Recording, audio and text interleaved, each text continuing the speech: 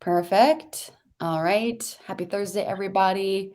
We'll let some people trickle in here. It's like always a buffer of sending the notification through LinkedIn and then people actually clicking through. So give it 1 second. We're covering even more time zones than usual today, which is very exciting, though. Andy's over in the UK. Jack, you're in California. California. Right? I'm Colorado. Jeremy, where are you? California, yeah. That's right. Jack Okay, and I cool. are somewhat neighbors. Not We gotta hang out, man. yeah, not next door, but in the grand scheme of things, we're neighbors. So Yeah, right. You live at the Nice. Santa Cruz Look at Beach you. Boardwalk in the yeah, warm come down. California sun. Yeah. Love it. Okay, well, as people trickle in, I don't have a joke this week. I know that's like, a thing I'm trying out, but today I actually have to give a little hat tip to my own past. I have a master's degree in linguistics, and so one of the ins for Kubernetes for me as a topic was that I was like, what is that word? What does that word mean? Where is it from? And we'll talk about the origins of Kubernetes and what it is in a little more detail. But for now, I have to say that I was very excited to learn that straight up Greek, just absolutely the purest Greek. And it means like guide or navigator, which ties into, I think, the logo that we're working with, which we'll talk about too.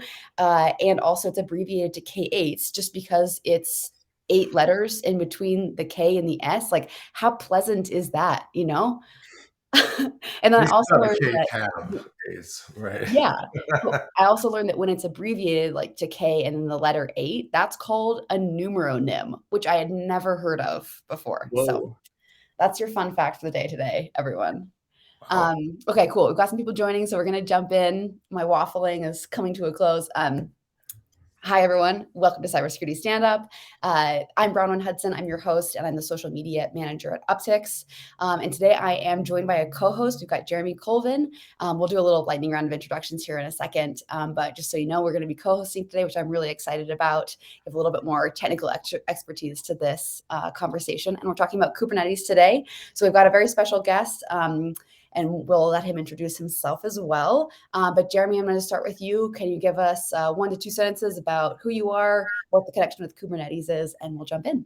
Yeah, definitely. Well, first off, thank you so much for having me on this week. I'm just really excited to be with you guys. These are always so fun to watch. So yeah, my background is in security engineering. I used to be a hands-on practitioner for a couple of years. Now I'm turned more to the technical marketing side, but I've been working with containers and Kubernetes for a couple of years now, and it's just been fantastic. It's obviously a overwhelmingly fun area, so I'm excited to talk about it today with Jack and Andy. So yeah. Fantastic. Jack, can we get a little intro from you as well? I'm Jack Rohrig, technical evangelist for Uptycs. I started using Kubernetes when Kubernetes was a wee baby, and I've been working with Docker and containers for a long time, but not hands-on. I've been managing teams and fighting the political battles that enabled my team to use them effectively, and we won. They're successful. Fighting the good fight. Awesome. Thank you. And Andy, can you tell us a little bit about yourself and about Control Plane? Certainly. Thank you very much for having me on today. I'm fascinated by the word numeronym. That is one in the pocket that I've never heard before either. Yeah, hi. So Andy, Control Plane, we are a cloud-native security consultancy. So we focus on DevOps, DevSecOps. We have a pen test team of immeasurable repute, and we do a lot of training as well. We've done training for O'Reilly and SANS and all that good stuff. My background, I started off as a developer, did a classic computer science degree, then moved through operations, security, working in a small startup out of Bristol in the UK, and was lucky enough to see bare metal before cloud really took over. I often wonder about the layers of abstraction that people have to delve through to get to actually what is a container these days. So yeah, really excited to be here and to talk Kubernetes. Fantastic. Yeah, I'm really excited to have you here too. I think we might need to this conversation start at a very high level because it seems like it's de rigueur to have absolutely no understanding, or at least a vague understanding of what Kubernetes actually is. So can we do a little round robin on what is Kubernetes? What is a container? What's the difference between those?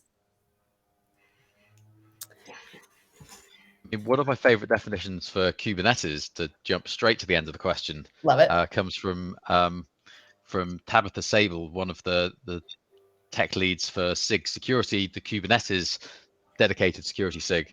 And their summarization is Kubernetes is a robot that you tell your hopes and dreams to in YAML and hope that they become reality. So it's a very meta way to start. I mean, my view of a container, it's just a microcosm of Linux, but there's so much more complexity to that. I don't know if anyone else has a better definition. It's a little baby Linux. It hasn't quite grown its full kernel space access, and it doesn't have a very large file system yet. I don't know. A container is, when we started making virtual machines on physical machines, we were partitioning machines into segments. And that partitioning allowed us to virtually schedule things across large clusters of servers. Server go down, we could spin up a VM on a different server. Containers are a way of doing that don't have the full boot overhead and all that other nonsense that they don't need. They're just lighter weight version. We could have could we have a sub container? Serverless shit.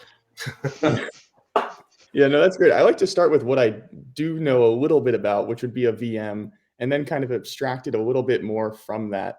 So, starting with a VM might have like the whole operating system on it. I like to think of it as like, oh, we're now kind of efficient beyond that, and being able to abstract outside of just the operating system layer. So fun stuff for sure. And think about how much more secure that is, right? Yeah.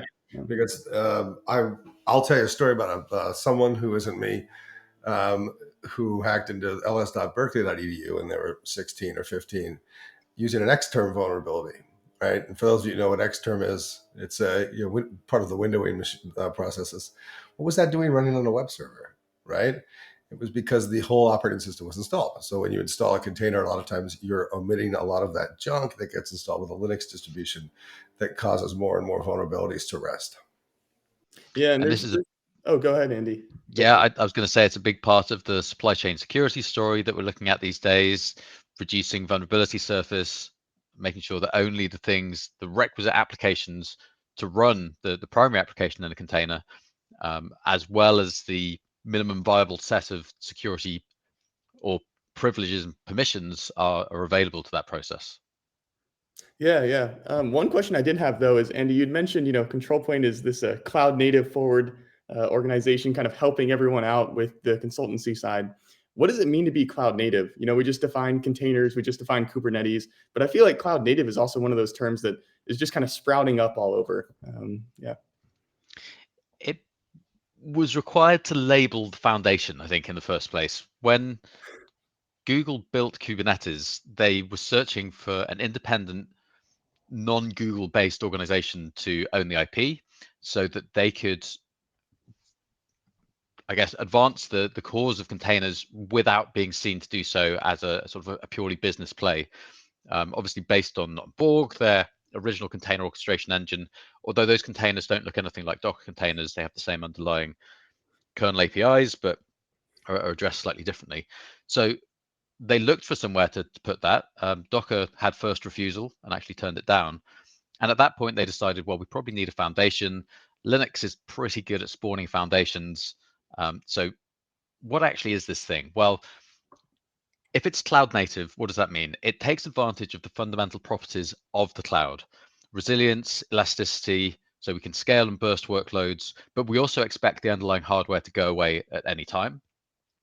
This resilience that's built into the system then is a product of the instability of the underlying metal, I suppose. It will die, right? Like I always say, Yeah. the hardware will fail. It's not a matter of if, it's when. And so by building a distributed system on top of that, obviously there's then a sort of PhD level barrier to entry to understanding some of the theory behind things. But cloud native then is a workload that is designed with those elasticity, scalability, and resilience guarantees in mind. And that's so big because when we talk about VMs, what people did for the first level of cloud migration really was a lift and shift. You could take something, it may have been in a VM anyway, and you just sort of pick it up and move it over there, or you just sort of close in the file system, move that into a VM, maybe you rebuild it, maybe Packer sort of turns up eventually to ease that process. But with a cloud native migration, you're actually rebuilding the whole thing because, for example, how many instances of your service that access a database can you run in parallel? Do you have a locking system, or are they going to all try and access that same bit of data? Do you run transactions around the query? Do you even support transactions? Do you need an external lock of some description? So those questions actually require a re-architecture of the fundamental business process or whatever the application that's delivering some value is, that really delineate it from the first wave of cloud migration to cloud native migration. Yeah, there's also the cost efficiency, right? So the idea of the multi-dimensional bin packing problem, or as I like to think about it, you're taking a bunch of Boy Scouts out hiking, and they have so much like weight and volume they can carry in their backpacks. So how do you distribute the gear amongst them, right? So that you don't have one dude who's like falling over. That's very ideal for when there's seasonality for machines. For companies, right? Like to pack things efficiently in a way where if I'm operating at 10,000 times my capacity on Christmas morning because everybody's logging in and updating their new toy, do I need to operate that 10,000 times capacity year round, right? So by containers being more flexible by not having the overhead of being brought up and brought down, they're able to be distributed across machines more dynamically. They recover from failure more often. And then the guardrails that you mentioned, Andy, they allow for the stateful aspects of things to be segregated and abstracted away from the stateless. And that makes the things even more resilient because we don't have to worry about data synchronization and the cat problem. Yeah, we have these thematics here of just portability, resource efficiency, and then also when we slim down how much we're dealing with, like when we create these namespaces, when we're partitioning out memory and CPU, it just makes it more secure. So I feel like across the cloud native stack, we're able to just kind of create these three values just wherever we're going. Yeah, it's a great point on security because the original contention against containers was because you get this bin packing, you get this very speedy startup because you're just executing a process on a running kernel. So as Jack said, you don't go through the BIOS bootstrap. You're not emulating the underlying hardware as you would do with a VM, which reduces your system deboot time. Everything is just there for you. But it also affects the security and isolation model because if you have a breakout of one of those containers, it's able to break out onto the host and it's then got visibility. There's no hypervisor-esque isolation. It's like breaking out onto the hypervisor itself. So containers versus VMs seem to be kind of a done deal. If you want the hardware-assisted isolation, then you want to go with the VM. Various things have muddied those waters dramatically. One is the benefit of per process isolation guarantees. So we can now hang seccomp and AppArmor profiles on individual processes because we have this concept of a single process per container. We've also got the benefit of, I think we'll talk about this as we move on, but the namespace and contextual aware observability tooling that we have, that means we can run intrusion detection across from the node, all the containers that we're running at the same time. And we can know where a packet came from. We can know which namespace a particular process is running in, which again gives us that far tighter delineation, and that helps our SIEM and our detection on the back end there as well. And then, of course, we get into this next generation of micro VMs, which are essentially super slimmed down virtual machines. So we're still able to essentially start a process on something that starts very, very quickly in kernel terms. The virtual machine manager that starts the isolation and still can have some hardware assistance, like we're talking cat containers, Firecracker. We fudge these two things together. So we've got a virtual machine manager that starts a VM. That's surrounded by namespaces and C groups, and that's where we can hang our seccomp profiles because it's just a process. And then we can put, again, more container-like security boundaries around the actual process itself.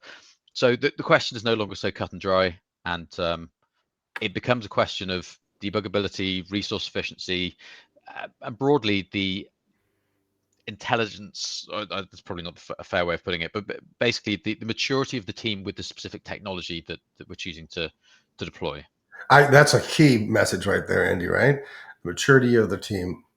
By implementing a new revolutionary technology that's managed completely different, you're requiring a refresh in team knowledge, right? You can no longer rely on that instinctive muscle memory. I think that's a key thing that contributes to the success of these things, along with the whole psychology of like, I got to get on the new thing. I've got to keep learning, right? Yeah.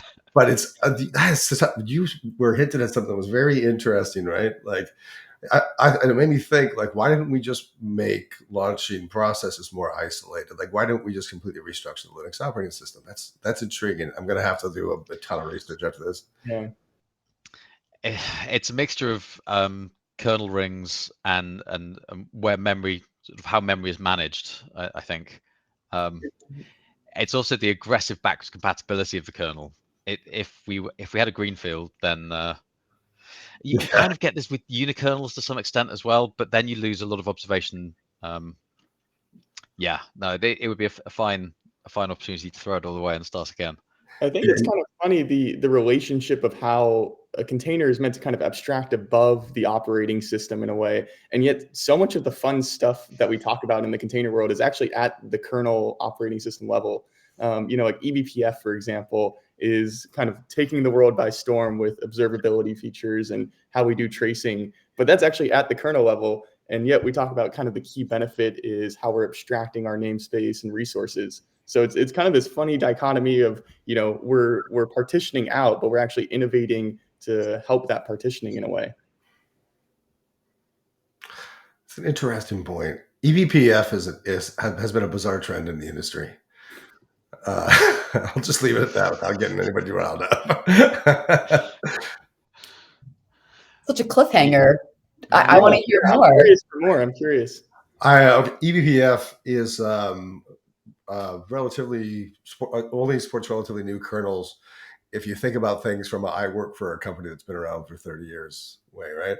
So I was a customer of a piece of software that I convinced to build in eBPF instead of support the kernel objects. And then without realizing that half of my infrastructure didn't support eBPF. So eBPF has been just, it's an acronym that we toss around a lot that a lot of people don't fully understand. Anybody who is better at speaking, so there we go. Can somebody explain what eBPF is? What is it? The extended Berkeley packet filter or something? That's Yes, correct. that's correct. Yeah, that's right. Yeah. And what does it do? It's a way of obtaining system kernel telemetry data, but how is it different than existing ways? Yeah, you can do like packet filtering. So it sits.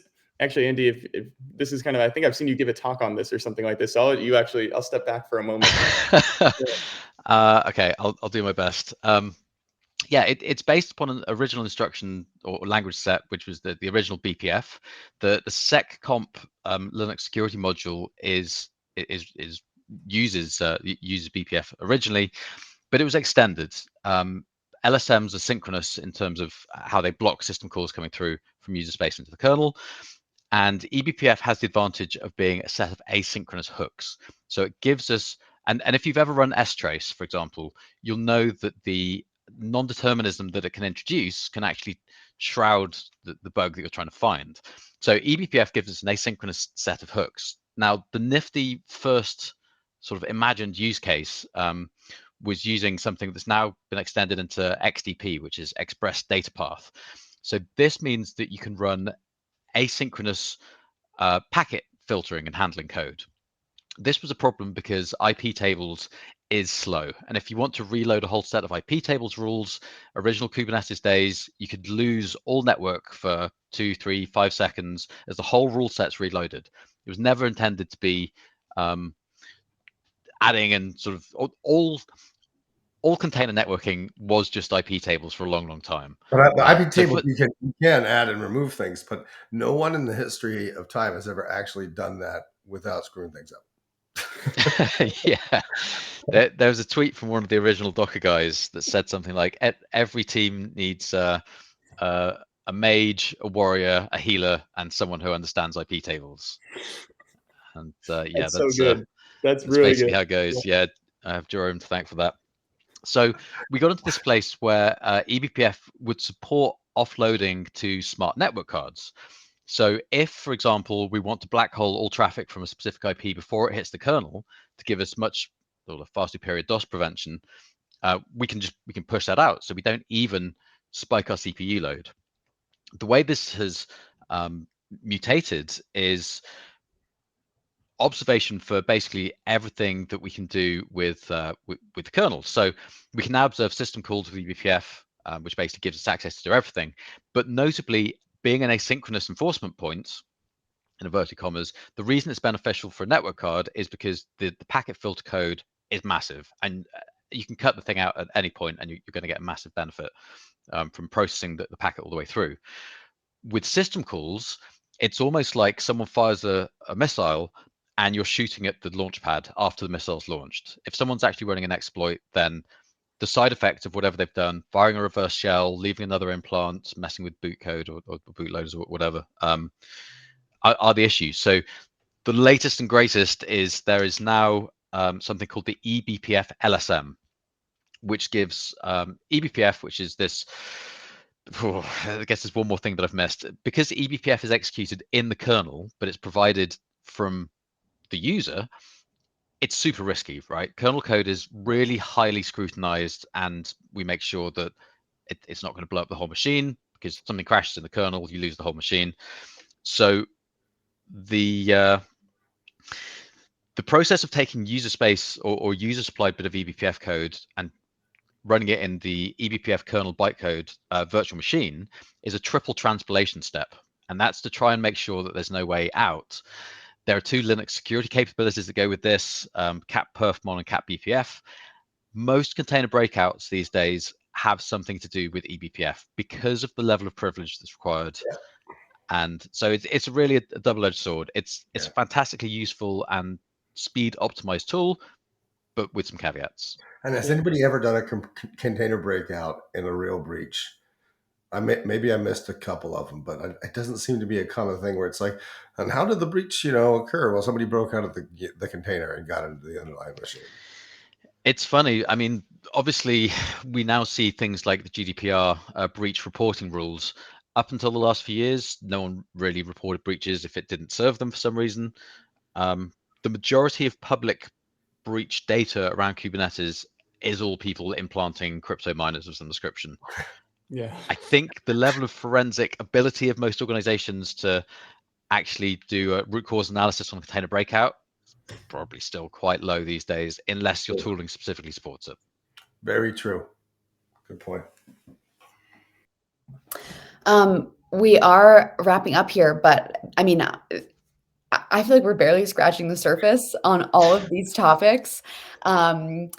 I want to give us a little bit of time to talk about, Andy, what control plane does and what services you offer and where people can find you. Can we have you do that before we end? Sure. Thank you very much. Yeah. I mean, I hope people have their KubeCon tickets and secured them well in advance. We've sold out about 11,000 tickets, apparently. That's awesome. It's tremendous, isn't it? Yeah. So nice to see everything back again. One of the hats that I wear is the co-chair of the CNCF's Technical Advisory Group on Security. So we help to assure projects that are coming through the CNCF. We're currently doing Cilium. We've done Cert Manager recently, Flux recently as well. So we have a dedicated security village in KubeCon itself, which I'm super stoked about. It's a mixture of an unconference, control plane running the CTF for that as well.